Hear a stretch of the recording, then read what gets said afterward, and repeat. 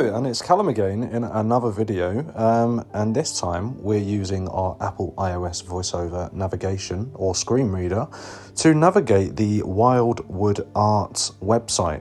So for the purpose of this video, all I want to demonstrate here is why this website is inaccessible in regards to its content. Now, this website obviously produces lots of like artsy type things, lots of photos, lots of images, things like that. So I want to show you my experience whilst using the website with a screen reader, why I can't really engage with this site's content. Chatback _MWH _Malo res 23 JPG image. So all I've got is that I believe the image was tagged by the creator, but it doesn't tell me what it is. So I'm now going to start from going from left to right across the images to see what else we have. Previous slide button. Fox Bridge _celebration _websize 52 JPG image. Previous slide. Fox welcome. Heading level. Close navigate. Welcome. Heading level. Fox Bridge. Close navigation menu button. Close navigation menu. Access. Link. Page 1 of 2. Winash _Selen Yeah, it's not really going that well here, I don't think. Image. It's a very hard website to navigate around as well.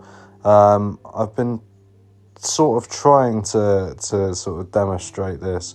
But what we've got here is, I believe, I was told that the image that you're seeing on screen at the moment keeps changing. Well, that is absolutely no good for me, because if you're trying to show a load of different content, the screen reader is just not going to behave with that. So, you know, I could understand it if the gallery of the images was somewhere else, or if it was static, and then I could like move between the different images on screen with the alt tagging to describe what's going on in the picture. But we don't have that here. Image. So I want to move a bit further down the screen. So I did test this earlier in the day. So I've got a rough idea whereabouts it is. Current project. Page 3 of 7. Showcasing and celebrating the page 4 of 7. Seek 0 of 0.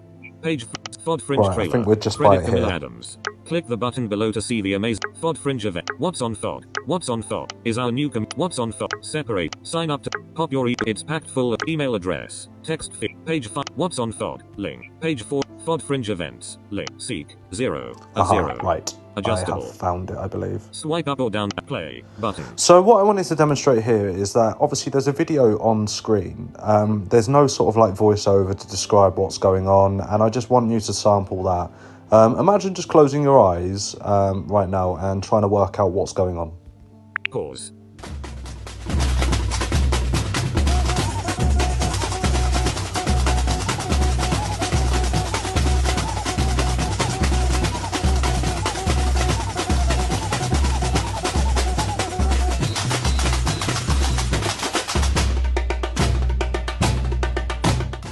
Play, pause, button.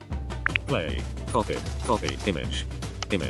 Click the button below to see the amazing pause, seek, 0, seek, pause, button, play. Right, sorry, that wasn't really behaving for me then. But yeah, I hope that you sort of maybe got, just from that brief moment there, got an idea about like why that is completely inaccessible. You know, there's no dialogue, there's no commentary, there's no alternative description available for what's actually happening in the video. So yeah, it's just completely inaccessible from that perspective.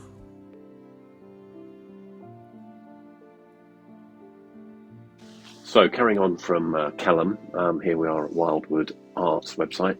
The first thing that he drew our attention to was he was struggling to make sense of these images. Firstly, because they're on a slider. Sliders are notoriously difficult for screen readers to be able to read, but if we just jump in and have a look at the code, I think that will show some other challenges. So let's just select that, and here we are. So this is the code relating to just one of those images, but you can see straight away that the challenge is in the actual file name, which in this instance is Winash. So it's this little bit here. Winash celeb web size plus 37.jpg. So we know it's the image, but that file name means nothing to, let alone someone with a screen reader. It doesn't mean anything to a sighted person either. The next problem is that the alt tag, which is here, it says Winash celeb web size 37. That should be a description to say, a group of happy people talking to an old man, or whatever is in that image. So really just absolutely useless. But if we come back, Calum's second comments were that really something like this needs to be static on a home page. You could have a gallery, you could just have one or two images. Do you need lots and lots of moving images on a home page, which is really just a landing page? Anyway, we now come down to the video, which I'll just play a little bit. Very noisy. Unfortunately for a screen reader, there's no additional information. You could have added transcripts, you could have captioned the videos. You probably need to be a bit more careful in terms of the use of color, text, flashing imagery, or animation. But I think Calum found it very, very difficult to deal with.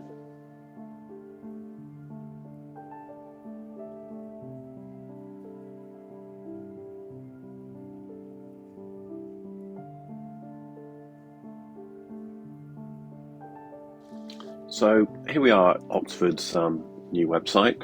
So I'll just get the developer tool and let's have a look at their images in comparison. So I'm just going to select this photograph here, and then if we have a look in the code, which I think is here, so there we go. So the name of the file is electric_buses_launch_homepage picture. So quite a bit more descriptive than the previous website. But here on the alt tag, 2 of Oxford's 39's new electric buses pictured outside the Ratcliffe Centre. So an awful lot more information for the screen reader.